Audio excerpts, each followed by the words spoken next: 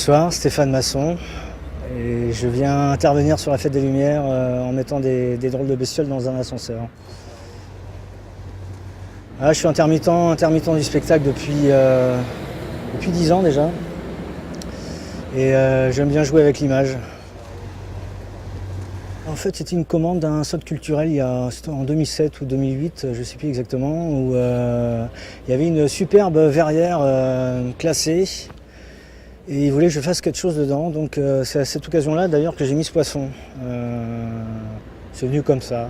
L'idée elle m'est venue en sortant d'un bar où j'étais un peu saoul et c'était à Toulouse où c'était justement à Jean Jaurès, là où j'ai fait l'ascenseur pour le festival La Novella.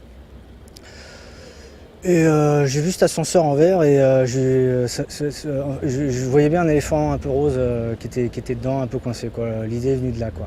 Après, techniquement, c'est assez simple, c'est du calque, projette sur du calque, ça permet de voir des deux côtés, quoi.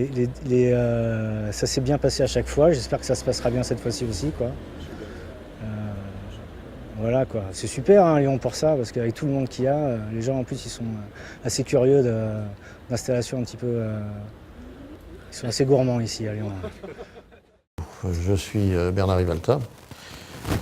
Je suis le président du Citral, qui est le syndicat des transports pour le Rhône et l'agglomération lyonnaise, et qui est le propriétaire et le gestionnaire de l'ensemble du réseau de transport en commun de l'agglomération, c'est-à-dire les métros, les tramways, les bus, les trolleys et tout ce qui va avec. Le projet des ascenseurs a été fait pour les handicapés, c'est déjà la première démarche. Et on a, de ce point de vue-là, un réseau très accessible à l'ensemble des handicapés, sans doute le meilleur en France. Et la deuxième chose, c'est qu'avec la Fête des Lumières, nous avons un partenariat qui est important depuis des années.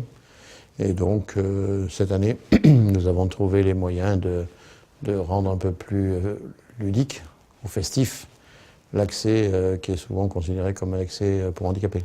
Je voudrais quand même vous rappeler que le réseau de Lyon, dans ces cas-là, transporte à peu près sur les 3 jours 4 millions de voyageurs, que ça demande une organisation qui est assez lourde, puisqu'on doit assurer à la fois le transport mais aussi la sécurité de nos concitoyens. Et donc c'est un gros partenariat, mais c'est un gros participant à la Fête des Lumières. Donc nous considérons, et je considère que le réseau de transport en commun, il ne vit pas en dehors de nos concitoyens, il doit être complètement participatif de tout ça. Et c'est une des raisons pour lesquelles, à la fois sur le plan du matériel et à la fois sur le plan ludique, on a toujours un grand plaisir à le faire.